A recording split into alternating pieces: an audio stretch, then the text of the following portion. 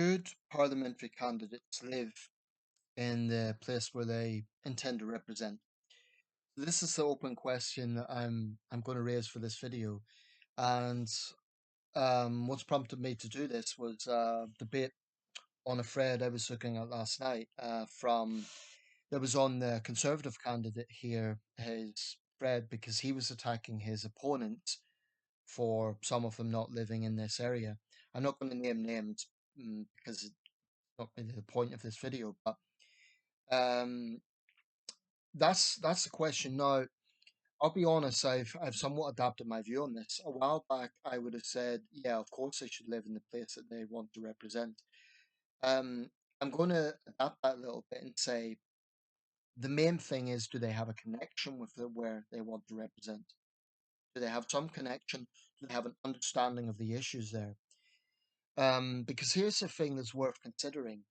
If you are really purist about this and say that absolutely every candidate should live in the place they should represent, or they should be born there, that would rule out Winston Churchill, Margaret Thatcher, Tony Blair.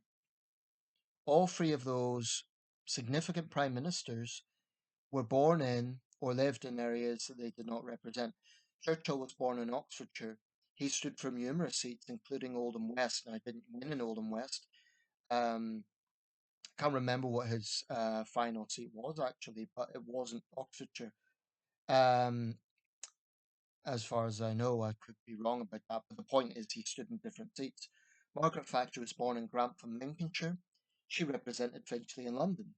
Tony Blair was born in Edinburgh. He represented Sedgefield.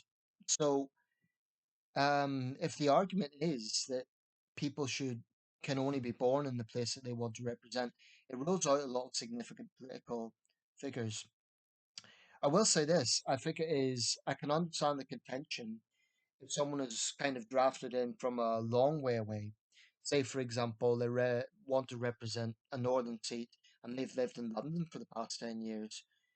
I could see the optics of that being a problem, but I wouldn't be so purist about it because in the modern world, people do move around. Now, I was born in Belfast.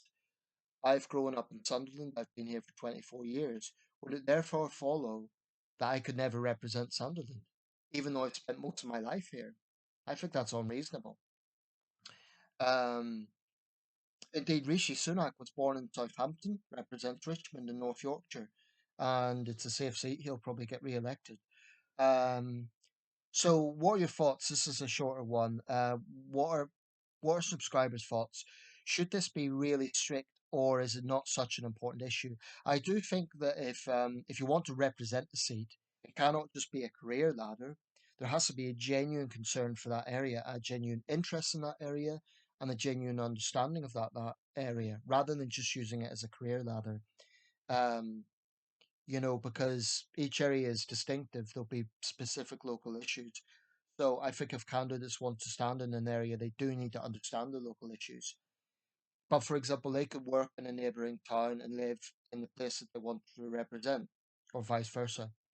But I've adapted my stance a little bit. I don't think it should be so purist that they should be born in and live in the place that they want to represent.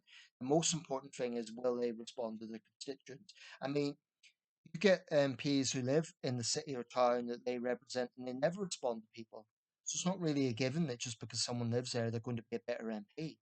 Um, Let me know your thoughts.